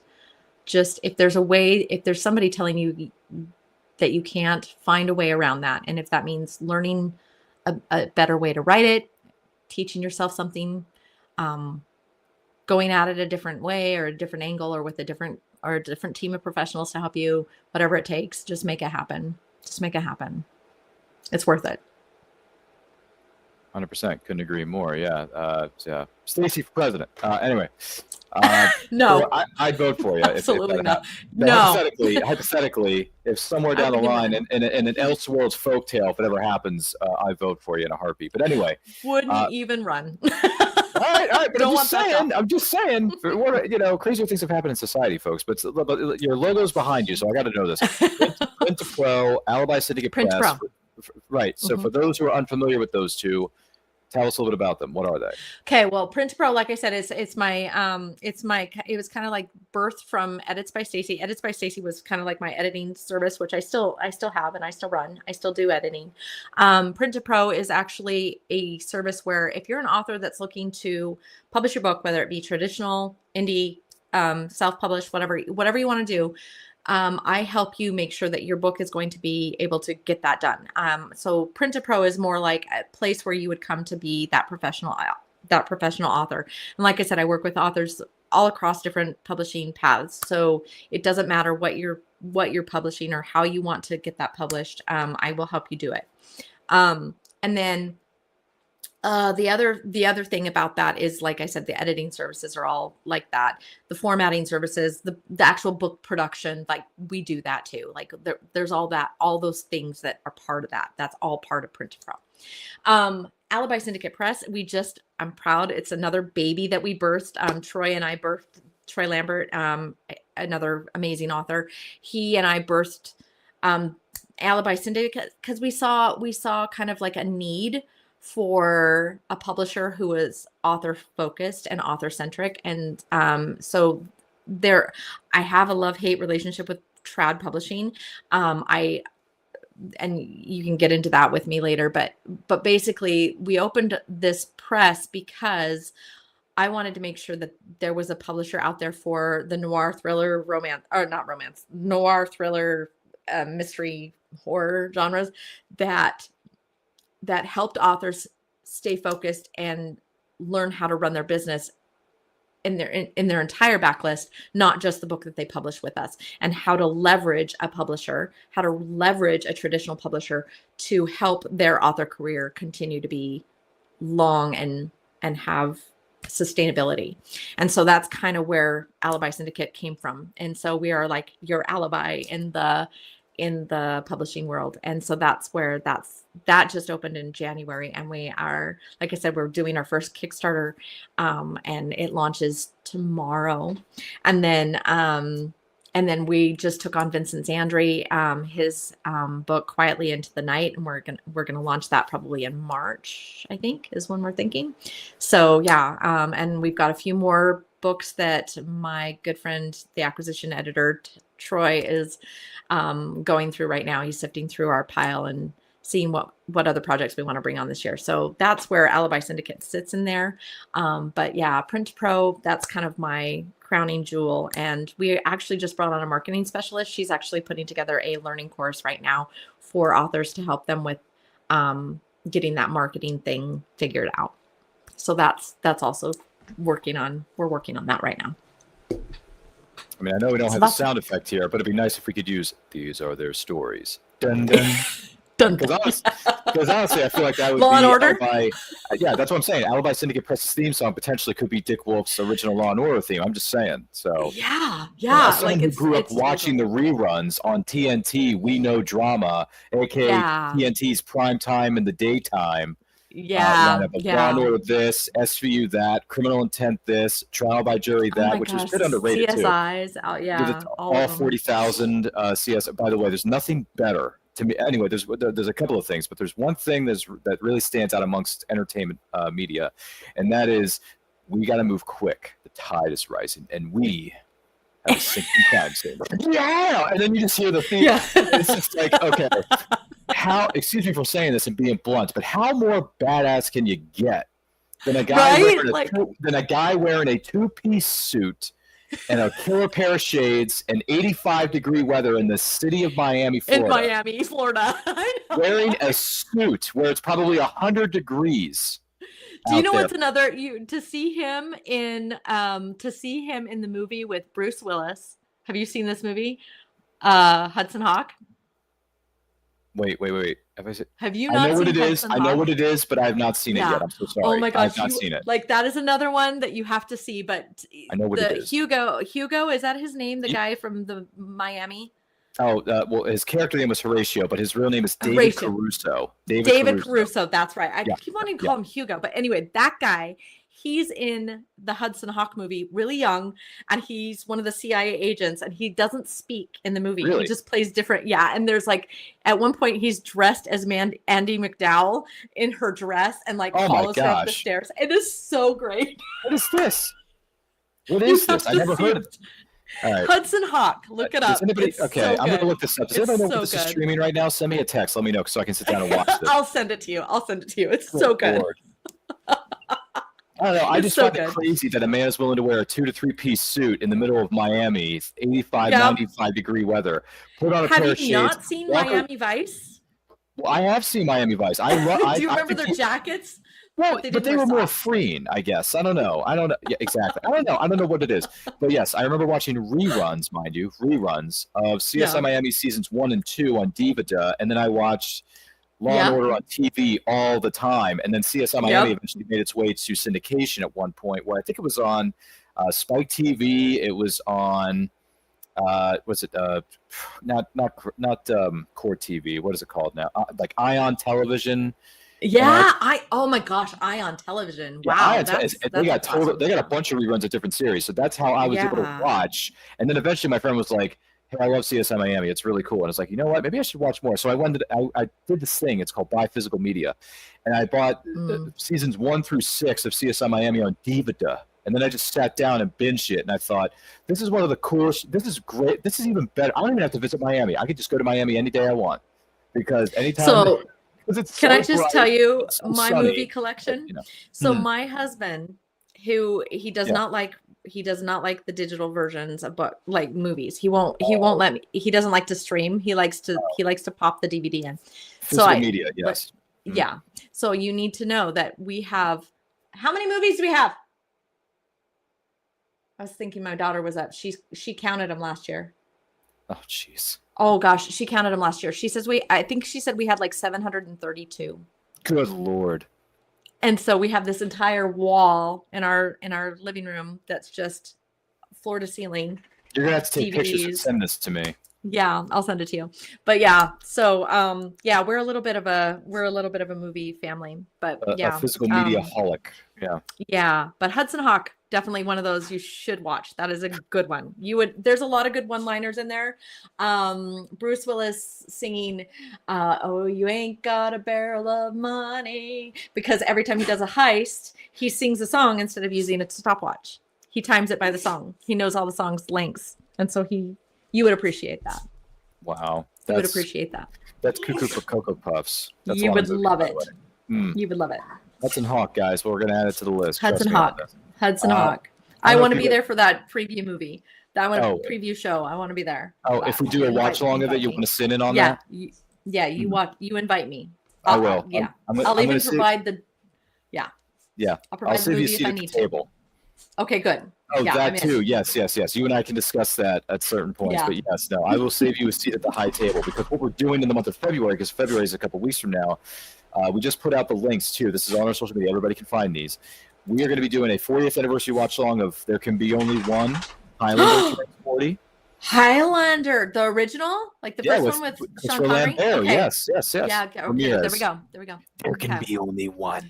The week after that, you're going to love this. So the week after that, we're going to be celebrating 30 years of Disney's The Hunchback of Notre Dame. Wow, the clean Turns version 30. of Hunchback, huh? Yeah, the animated version, mind you. And then, Yeah, that's the clean version. Demi Moore, Kevin Kline, hello there. Anyway. Yeah, Kevin Kline is awesome. And then the week after that, we're going to wrap up the month of February with a lovey-dovey film called Dirty Harry, turning 55 years of age this year. Yeah. Oh, wow. Yeah. Wow. My mom and dad owned that gun, the Dirty The Harry gun. 44 Magnum? The 44 mag. Magnum. It was stolen out of their safe by my niece. But it was a beautiful gun. It was so beautiful. Well, I mean, it is the most powerful handgun in the world. It could blow your head clean off. Right. Stacey, you and I got to ask ourselves one question. Do I feel lucky? Do you feel lucky? Do you, punk? Yeah, it's just... It's a good movie. It turns 55. So if you want to sit in on any of these, let us know. We'll save you a seat at the high table because our good friend Jason Swoboda from $7bucksapop.com is going to be sitting in at the end of February for Dirty Harry because he texted me just moments ago and he said, "Oh, Ryan, when's the Dirty Harry one coming up?" And I said, Very fun. why? And he says, count me in on that one. I'm a big fan of that movie. And I'm like, I didn't know this about you, but all right, let's do it. So he's going to be sitting with us at the table. Very fun. For, Very fun. Dirty Yeah, Harry. those So are all great movies. They're all great. So yeah, that's what we're going to be doing in the month of February. So if anyone's curious, check out the links on our social media. And also if someone wants to have a seat at the high table for the watch-alongs, let us know. Maybe Stacey will go crazy and actually sit in on one of these with us. Maybe I will. Because that sounds like fun. Don't forget, there can be only one. Only one. Highlander is just, it's sword in mythology. I can't say no to sword in mythology. I can't say no. Yeah. I mean, it's clean. honestly. It's clean. Right. So. Well, yeah, there's Queen. I mean, but I don't know. It's one of those things where even the sequels of that movie, the sequels. I never got into the series. I didn't really like the TV series too much. I thought it was just but I did love the movies. Like all of those movies were good. Like they got better and better and better. I liked them. them. You're the first person who's ever admitted on national television that they think the sequels to Highlander are just as good as the original, because everyone I've talked to in our community has said, "Oh, the sequels never happened." I said, "Why did you say that?" Because they're all crap. No, I liked them. I mean, it's sad when you kill off the, what do they call him? The main character? No, when they kill off Sean Connery. Oh, you mean the mentor, the wise sage? Yeah, but what did they call him? Oh, you mean Ramirez. Yeah, but no, there was he called him like by his the gypsy or the Egyptian or something. He wasn't Scottish in the movie, remember? He was like, he had a different heritage, or the Spaniards. No. Hector Ramirez, Princess something or other. I can't remember. Yeah, maybe they called him the Spaniard. I don't remember. Spaniard, but later on, later in the series, they refer to him as the Spaniard or something. But anyway, I loved it. I loved that movie. I thought that whole series was good. But Sean Connery. Yeah, it was good. It was good. But anyway, I love that you're a movie buff, man. That's kind of cool. I've been a movie buff since the age of 6. It's the age of 6. No, it became closer to that, because actually I remember, and by the way, this is a true story. So one of the first movies I remember seeing in the theaters, this is with my family, by the way. So my family took us to see a movie. It's a very small, little-known indie film. It's called Teenage Mutant Ninja Turtles 2. Oh, yeah. The Secret of the Ooze with Go Ninja, Go Ninja, Go by our good friend Vanilla Ice. And I saw the movie when I was just the age of 4, just 4. And I remember seeing the movie that night. I was laughing hysterically. I was enjoying myself. And I said, hey, if this is what movies are, I want to see more of this kind of stuff. So my parents took my brothers and I, because like I said, I have 2 older brothers. We all went to the movies together to see a number of different movies, at least in the early stages of me growing up in particular. After, they got older, my brothers got older, they moved on to something else. But Dad would always take me to the theater. That's something my dad and I had together. So he took me to see my first James Bond movie was GoldenEye with Pierce Brosnan, Lovey Pierce. Oh yeah. I was there mine to see were Pierce. always mine were all the Mm-hmm. early ones. Oh, you mean Roger Moore? Yeah. Roger Moore, yeah. And Sean Connery, I'm assuming. Well, Sean Connery, yeah, my mom and dad loved Sean Connery ones, but I grew like you have your Bond, my Bond was Roger Moore. All right. Well, for me, our generation's Bond was Pierce Brosnan. What's up, Pierce? Good to see you, man. Pierce, So my dad took me to see movies like GoldenEye and the James Bond movies that followed that. He took us to see the re-releases of the Star Wars trilogy when they came out in the 90s. We saw the prequel trilogy in 99, 2002, and 2005, respectively. Let me see. He took me to see The Mask of Zorro with Antonio Banderas, Catherine Zeta-Jones. Yeah, that was a good one. That was a good one. But when that movie came out, just so everybody's aware, I think every man, woman, and child had a crush on Catherine Zeta-Jones. I'm just saying. So, well, I know I did. When I saw that movie, I thought, Catherine Zeta-Jones, does she have a phone number? Yeah. Can I call her? She likes older men. Because she is so beautiful. I thought, if I'm going to marry someone, I want it to be Catherine. At the time, I thought I wanted to be Catherine Zeta-Jones. But then at the end, she lucked out with Gordon Gekko from Wall Street with Michael Douglas. So whatever. It is what it is. It is what it is. She like I said, she likes older men. It's fine. I still love her. She's amazingly talented, that woman. Like, honestly, the amount of talent she has in that pinky of hers, I wish. Oh yeah, she was amazing. And did you know she filmed Chicago while she was pregnant? Yes, I did. That's insane. That's insanity. Like the fact that she was doing those dances like that with, honestly, and she can sing. Like she does it all.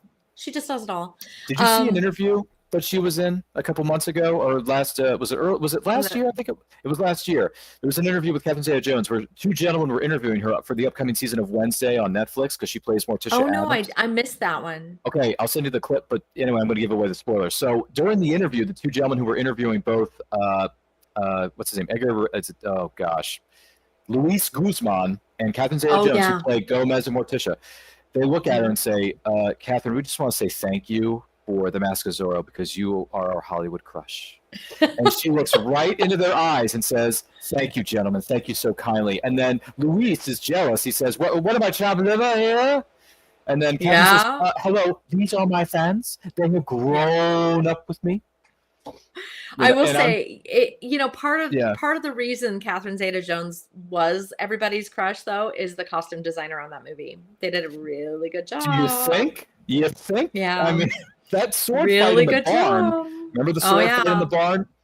That's like every boy's wet dream right there. I'm sorry to say that, but so good. By the way, Stacey's the one who said that. It wasn't me. It wasn't me. You. It was Stacey said it. I'm telling you, it was. Yeah. It was so good. I love that book or that movie. I loved it. That movie. Yeah, we were in the theater. We were in the theater to see that. So. Oh, I remember. My earliest memory of a theater movie. Yeah. Which one was this? Was Empire Strikes Back. Oh, that's iconic. Yeah. And I remember seeing that in the theater, of course, before all the CGI stuff that got added and everything. But I actually have a VHS now in my collection of the original Star Wars without the CGI stuff. And I don't know how to get it. I don't know how to get it out. I don't know how to watch it. I need a VHS player. What you mean is you need a VCR, is what you mean. I need a VCR. That's right. We used to watch movies on Beta. I had The Princess Bride on Betamax. Oh my gosh. Woo. That's a throwback. It's a throwback. Yeah. It's a throwback, honey. It's a throwback right there. That's one of my favorites. Well, there is this little thing called eBay where you can get VCRs, so I'm just saying. Yeah.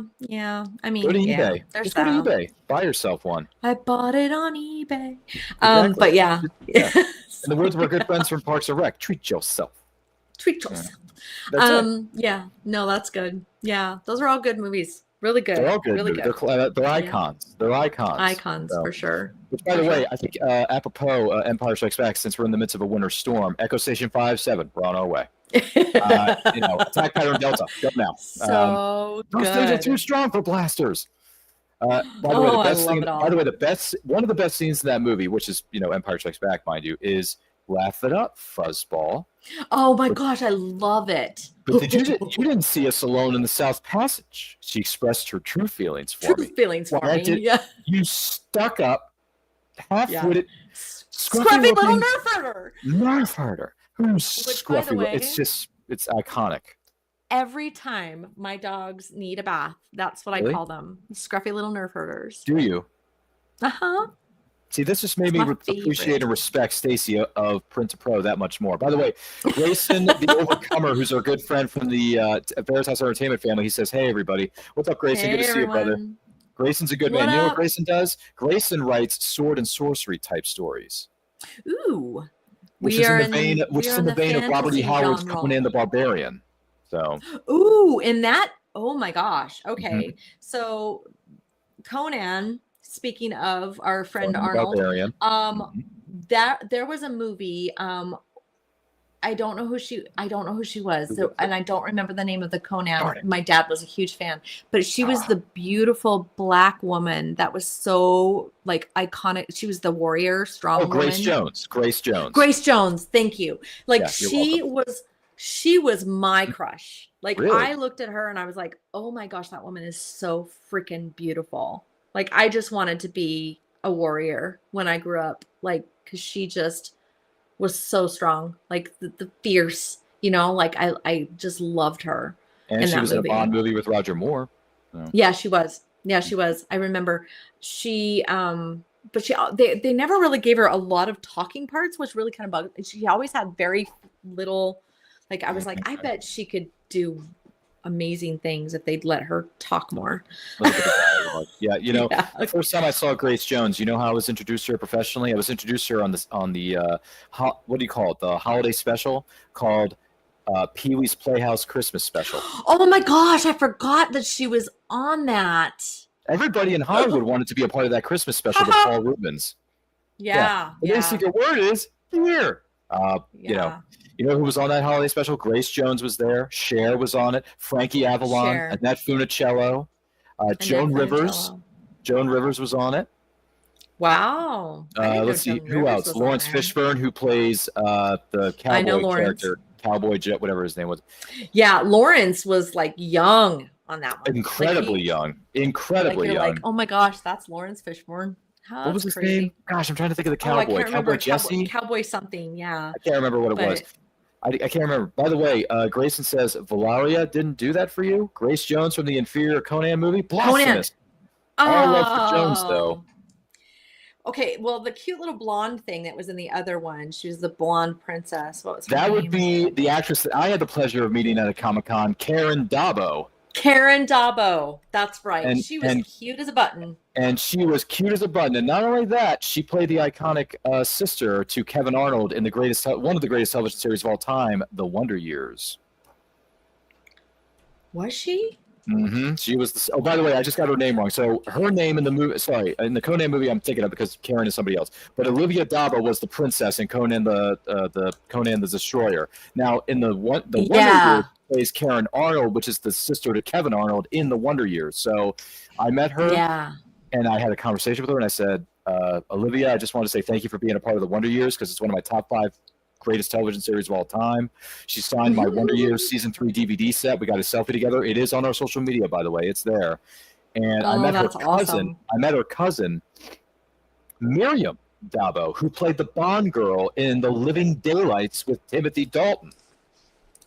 Oh my gosh. Mm-hmm.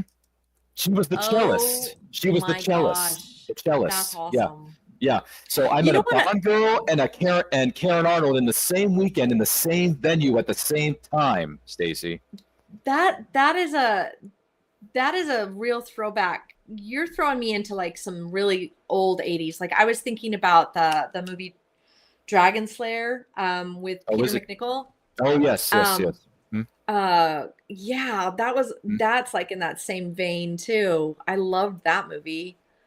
I'm gonna have to go watch that now. So it feels like a B-rated movie right now, but it's so good. By the way, Grace says Olivia Dabo, she was adorable, but she spent the entire Conan movie thirsting after a 40-year-old Conan, and she was just 16 years of age at that time.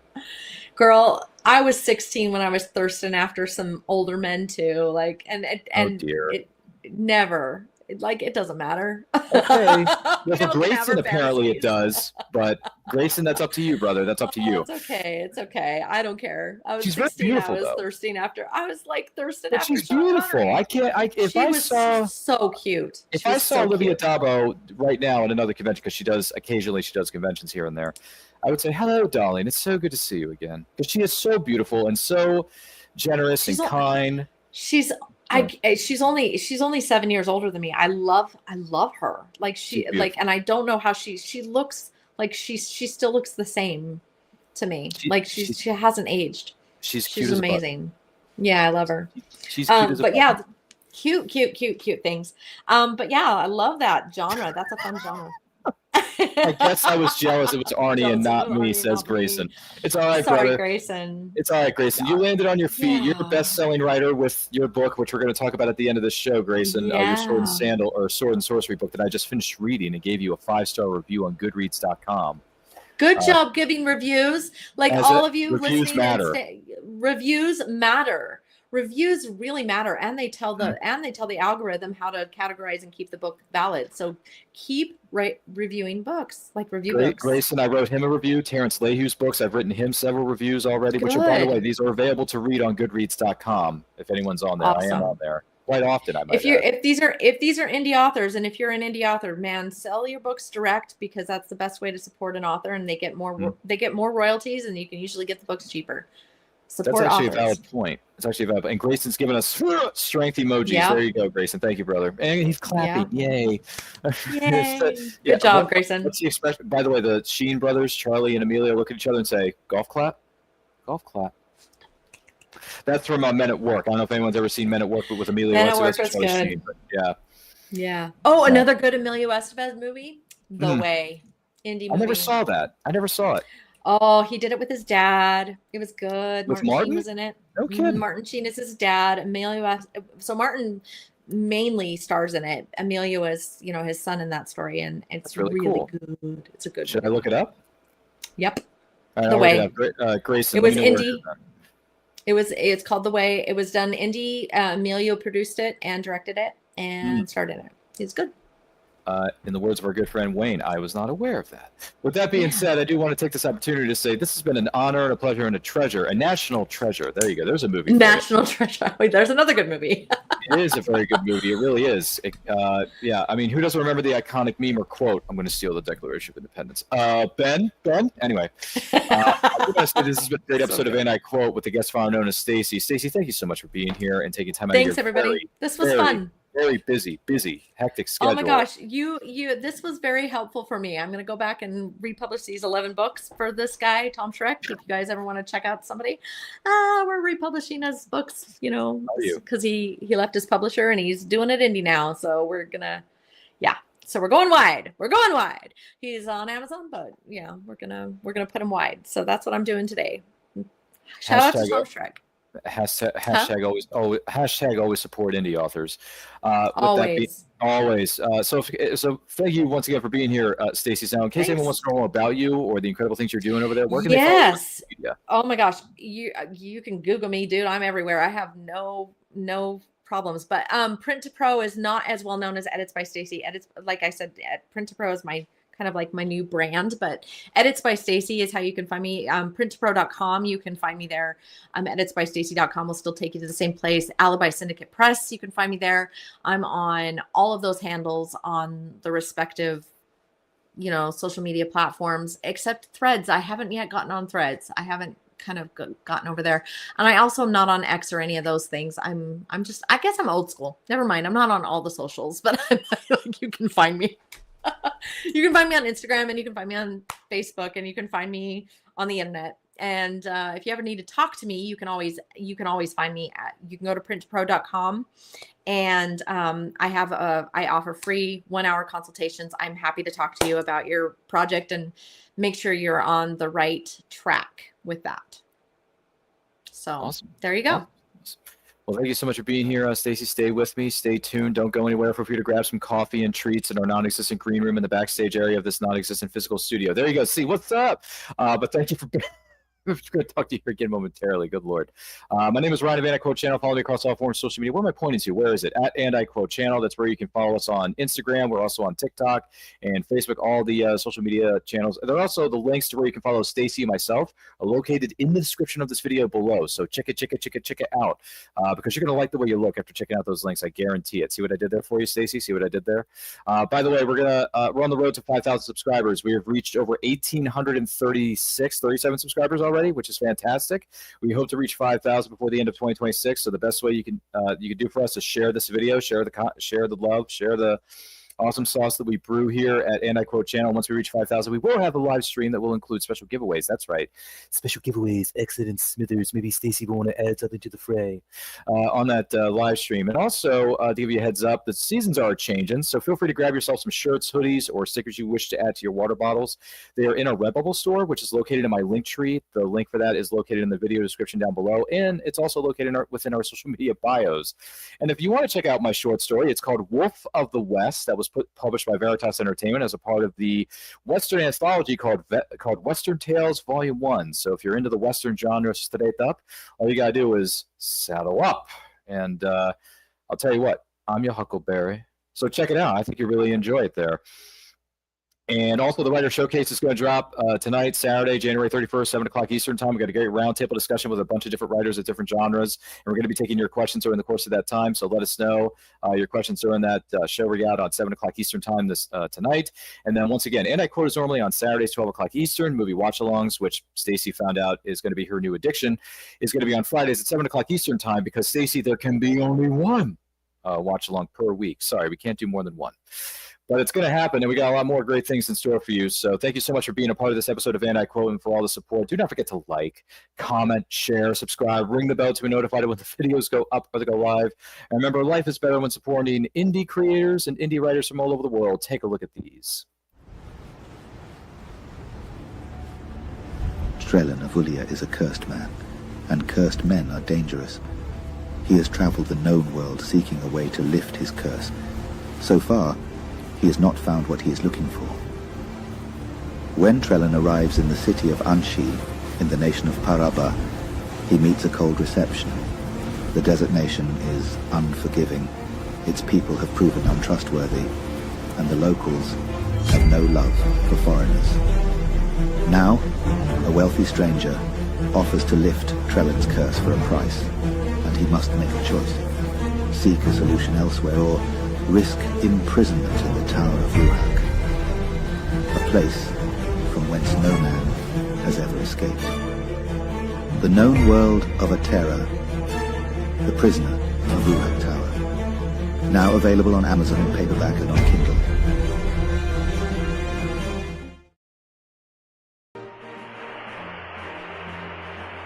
A mission for the police. A mysterious passenger. Mitch Mayhew is carrying more than the mail this flight. Unwanted Passenger is a roaring, prop-spinning, pulse-pounding historical thriller for fans of aerial stunts, flapper-era intrigue, and reluctant heroes with debts to pay and demons to outrun. Order your copy of Unwanted Passenger today.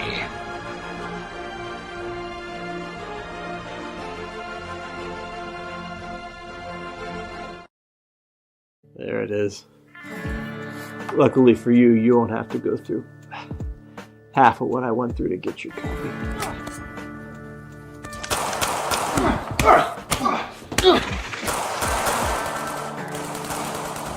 All you have to do is place an order. Treasure is My Trade is out now. Don't miss your chance.